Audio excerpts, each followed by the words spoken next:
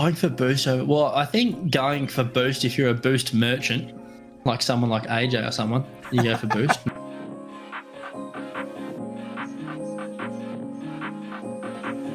100% of the time.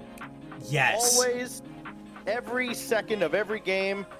Ball's going in your net, don't worry about it. Go get the boost and make sure you've got the full 100 to celebrate with the other team.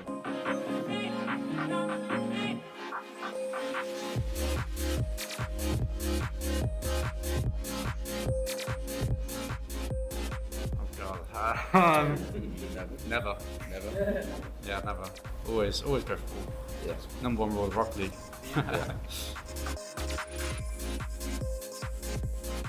Welcome to the Boost Over Ball podcast, where three aggressively average Rocket League players talk about everything RLCS with your hosts, Ace, Code Red Jack, Kyle Cube, and AJ Binky. So, if you've ever wondered when the best time to go for Boost Over Ball is, you've come to the right place. Hello, everyone, and welcome back to the Boost Over Ball podcast. To listeners new and old, hello and welcome to the show. Thank you so much for tuning in. I'm Kyle K Cube, and I'm joined in person today by AJ Binky and Red. How's it going, guys? Going good. Nice. Yeah, it's pretty late. After going through everything and having some fun, we're recording our Swiss wrap up. So today we'll be talking about the Swiss bracket for Major 1, recapping our predictions, talking about the games. And then we'll kind of give everybody a preview on the quarterfinal matchups, and we'll, take a look and remind everybody about our watch party that's happening tomorrow. So without further ado, we'll jump right in, and we'll kind of run down the Swiss bracket like we usually do. The teams that are going 3-0 first are Gentle Mates, Alpine, and Furia. Our teams going 3-1 are Team BDS, Carmine Corps, Team Falcons. Our teams going 3-2 are G2, Vitality, and Gen G. And our teams not making the cut, finishing 2-3, are Complexity, Luminosity, Power. Our teams going 1-3 are OG, Rule 1, and Pioneers. And our two teams getting swept out 0-3 are Elevate and Limitless.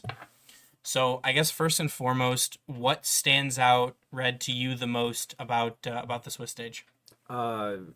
Biggest thing is there is no one, and they're lying if they tell you, that predicted the teams that went 3-0. Guaranteed no one predicted Gentlemates and Furia being the two 3-0 teams. That was definitely probably the biggest surprise from the Swiss stage that I could see. Yeah, I mean, I didn't have that on my bingo card. Everybody kind of thought it'd be Carmine Corps, but maybe BG2, probably BDS. A lot of people thought that, heading into the tournament that's, Furia and Sam could be pretty strong, but they didn't know how strong they would be. So, good to see for them, good to see for Sam, but they kind of took a lot of people by surprise, I think. AJ, what about you? What jumps out to you? Vitality made it. Barely. Yeah, barely true. By the skin of their teeth. Yeah. So, I mean, we'll talk about it once we get to our biggest winners and losers, and we'll do some honorable mentions in there as well. But, I mean, it was a good Swiss bracket. They split up into 2 days. So, Thursday being round 1 and round 2, and then today, Friday, being rounds 3 through 5. So, a lot of Rocket League today. I think this is the longest day of Rocket League in RLCS history, like the longest time spent streaming. Still kind of a bummer, in my opinion, that, no crowd. Yeah. But Yeah, that'd have been nice. yeah, For some of the matches that happened today, it would have been nice to have that kind of crowd atmosphere. for sure. I mean, if you look, like, even just looking at, like, Furia, right? They went to Game 5 against Vitality. They went to Game 5 against Gen G, and they're able to get it done both times. Those would have been pretty hype games. The Vitality Luminosity series went to Game 5, would have been super hype. I mean, just there's a lot of series that would have been really, really good to watch, and would have been, fun for people to be there. So, oh well. But Especially if you're paying $3,000 to go. yeah, well, Sorry, dude. hopefully. You know who you are. Yep, you know who you are. But, still exciting Rocket League, still a lot of fun to watch. Still glad that, it's only on 2 streams instead of the team streams, so you got to watch, all of the matches if, we have 2 TVs set up here that we're watching on. So happy to have that. But let's jump into our biggest winners and losers. And Red, you wanna do us our winners? Sure thing. So the winners, two of them pretty obvious. The two teams that went 3-0, Furia and Gentlemates, both unexpected 3-0s. They had a heck of a day. Furia continued their scrim form, and Gentlemates surprised a lot of people, coming in not looking the best, but showing that, there is maybe some EU depth there. And then our final one there is Team Falcons. Falcons looked absolutely amazing today, only dropping one series to Gentlemates where they got swept. Another surprising result, but Crazy. both teams looking fantastic through the Swiss stage. Definitely deserving of the winners of the Swiss stage. Yeah, for sure. It was released on Twitter, and we saw some stuff that they were talking about the top 10 performers from the Swiss stage, and Furia have 2 of the top 3, with Lost being the top performer and Yan being up there too, at I think 3, I believe. Drafinho, the only player from Furia not making the list, and similarly, you have all 3 members of Gentlemates making that top 10. Not necessarily clustered towards the top, but they're all there, right? And when you look at them separately, it's something that you should expect. I mean, we saw Seiko and Itachi perform extremely well with Carmine Corps and with their respective teams, but bringing in Juicy, they looked fantastic. I'm Eversax has done a great job bringing the team together, but they looked incredible. But moving in here to our biggest losers, we have first and foremost to be G2.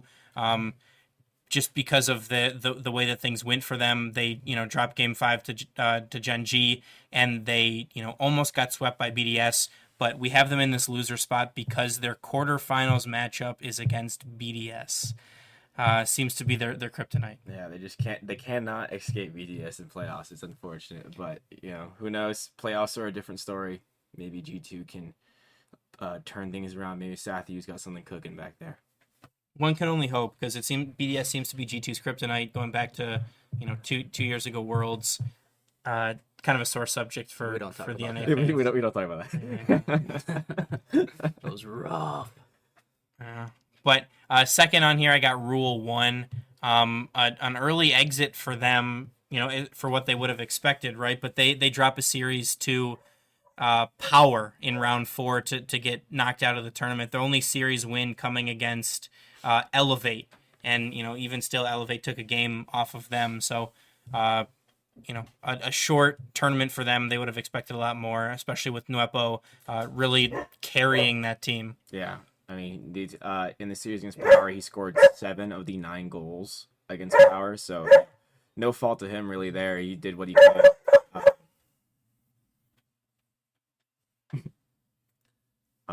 But at the end of the day, it is a 3v3, not a 1v1. So, indeed. But and then last but certainly not least, we have OG, a team that after they kind of started out, Falcons looked really good. They sweep Limitless, and then they only take 1 game in their remaining 2 series, and they really just couldn't get things going. But OG. Really couldn't get it going, and that's why we have them in this third loser spot. I think that they, a lot of people expected a lot more of them, especially with the LAN experience that Noli and JNAPS brings. Yeah, I mean, they had a rough Swiss draw facing Falcons and Vitality, but still, at the end of the day, that you made it this far to the major, you gotta be able to compete against the other best teams, and OG just, they had that veteran experience, but didn't look like they was able to really take them too far. Yeah, but we also have some honorable mentions here. So first and foremost, honorable mention to Power for taking OCE's first ever series win against a MENA opponent, knocking out Rule 1 and sending themselves into round 5 against, unfortunately for them, G2, who they probably wouldn't have expected to face in round 5 at the beginning of the event. But, even still, it's progress. It's good to see for these. I hate emerging regions. That's what we were calling them. Emerging regions. I hate saying minor regions, because at this point really it's Europe and MENA and everybody else. But I guess Sam now too. But so good for them. It shows some progress. Elevate definitely taking games. Took a game off Rule 1, took a game off Pioneers. Limitless, SSA still has not taken a game off of an opponent in an RLCS match, I don't believe, outside of like in international play. To check on that, but I don't believe so. That sounds right. But and then our second honorable mention being Luminosity.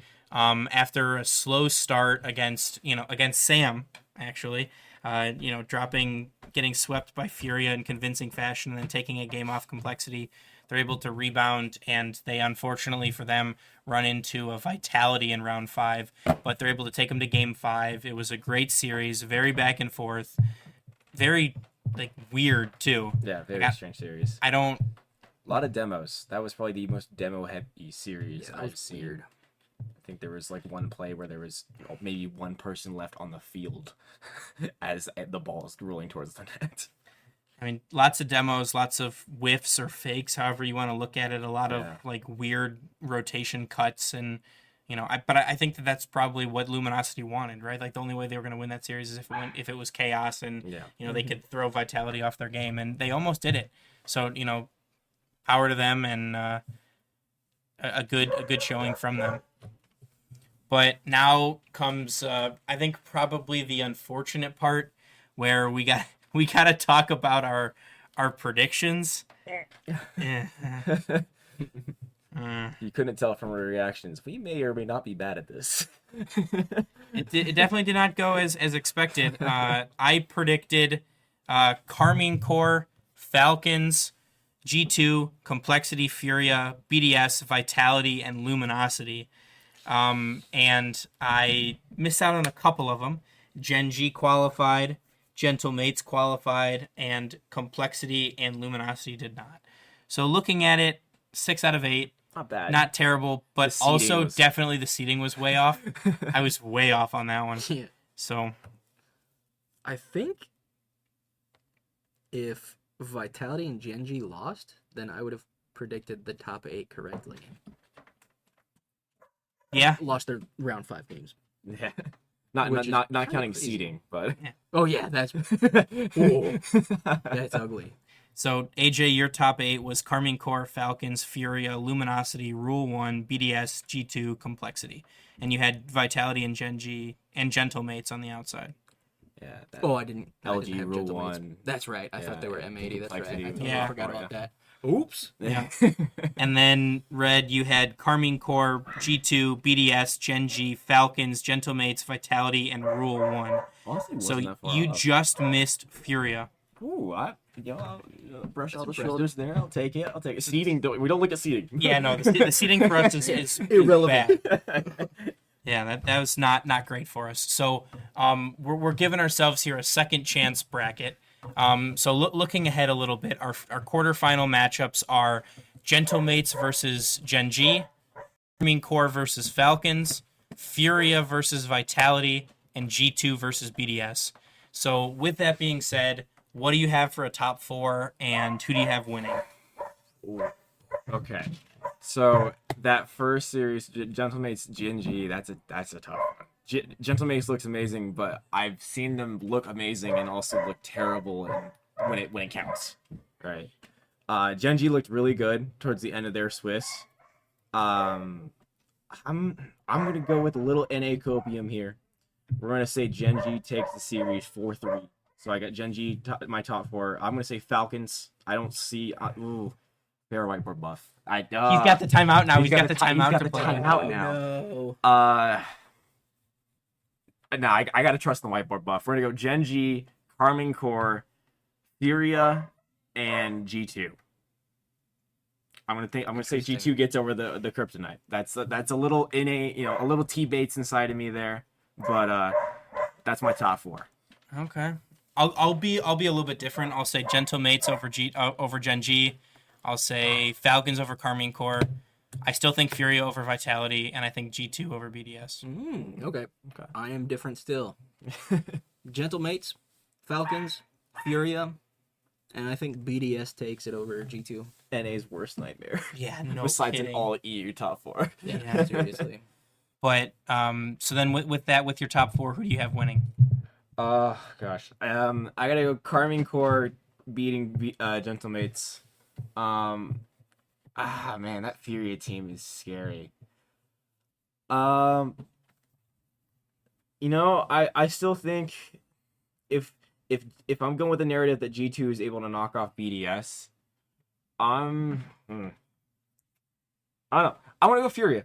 I'm gonna. It's gonna hurt me on the inside a bit, but I'm gonna choose Furia. And then so I got Furia, Karmine Corp in the finals with. I'm gonna say Karmine Corp winning it all. I just think the Pharaoh Whiteboard buff is insane. He's one of the greatest coaches of all time, and I think he still just has that ability to turn things around for them. Okay. AJ? Furia! Fair. Yeah. I similarly am going to pick Furia. And I think the finals are Team Falcons and Furia. Oh. I just want to point out the fact that I predicted Furia before today. You did do that. This is correct. Can confirm. I mean, a Furia Falcons final would be amazing. No, and like even as a major NA fan, that would be fantastic. Hey, NA adjacent. That's entirely possible. True. NA adjacent. We can even partially claim it because they played in NA last season. Their region transfers from NA. They could even be more NA than Vitality. True. This is true. But also, speaking of Falcons and Furia, we have to give a shout out to Herc. Herc for being the only one, one of the only two on the desk to not pick Karmine Corp to win. Picking Falcons and after Swiss, leading the desk in predictions. Also, Bates was the only one who picked an NA team. He picks G2. Oh no, and Dazarin picked Gen.G. You're right. Yep. You're right. Okay. Which I mean, of course, Also a sellout. the both of them. Of course, they're going to pick their respective teams. I completely understand. But also, I would like it noted that Bates is only 2 picks ahead of the coin. No, the chat. Oh, then chat. Sorry. The coin's off. Yeah, the coin was down 3 on chat, which was down 2 on Bates. So the chat is almost as good as T Bates. So just take that for what it's worth, and we'll just take that for what it's worth. That's all I got. But so this is going to be a little bit shorter of an episode. We're just doing a little bit of a recap and giving our second chance predictions. We've been spending most of the day getting ready to gear up for our watch party tomorrow at Selena's Bar and Grill in Madison Heights. All of the details can be found on Twitter at boost_over_ball, which is a mouthful to say. But also the flyer can be found on our homepage on our website at boostoverball.com. Food and drinks will be available for purchase from Selena's. They open at 11. Matches, the broadcast starts at 11:30. Matches start at noon, and we will be there until the conclusion of matches, which should be around 4 o'clock, maybe 5 o'clock, somewhere in that range. It depends on how quickly, if they go to game 7s, if people use their timeouts. EU production. Yeah. Technical difficulties for EU.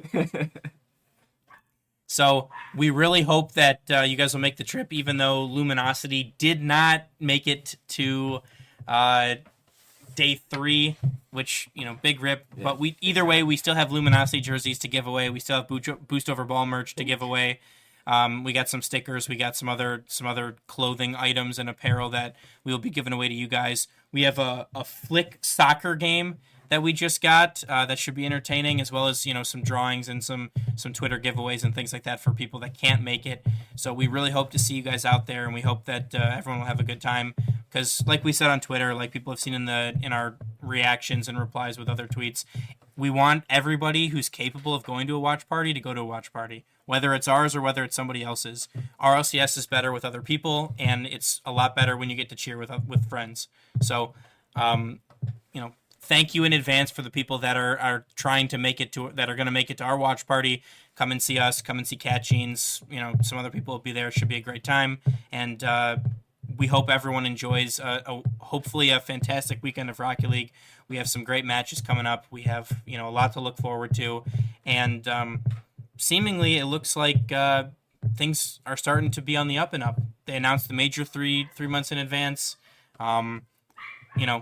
The item shop items and, a lot of the things that they've been adding seem to be jiving with the player base. And quite frankly, the production value from Blast has been fantastic so far. The coin is a great addition.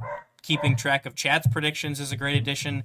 But we'll talk about a lot more of this stuff in depth after the matches for this weekend, and we'll talk to everybody again at and after the watch party.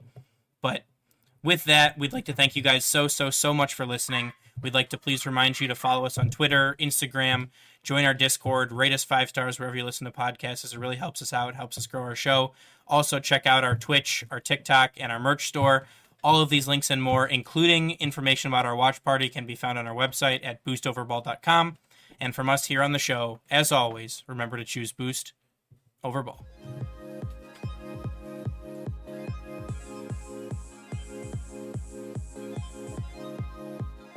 Thank you for listening to the Boost Over Ball podcast. Make sure to check out our website, www.boostoverball.com, and rate us wherever you listen to podcasts.